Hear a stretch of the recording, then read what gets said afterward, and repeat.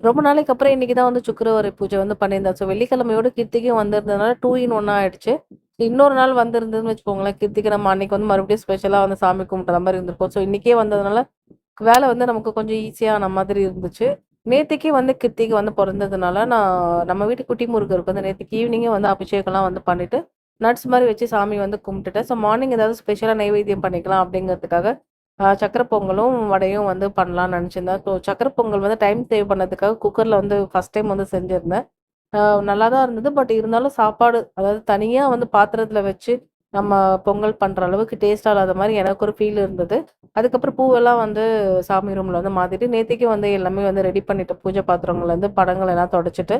So இந்த வாரம் வந்து எங்க வீட்ல வந்து கூழ் ஊத்துறோமா, அதனால வந்து கொஞ்சம் வேலைகள் வந்து அதிகமாவே இருக்கு. ஸோ அதனால மார்னிங்கே வந்து பூஜை முடிச்சுட்டா, ஈவினிங் வந்து மாவெல்லாம் வந்து ரெடி பண்ணணும் கரைக்கிறதுக்காக. ஸோ அடுத்தடுத்த வீடியோல உங்களுக்கு நான் ஷேர் பண்றேன்.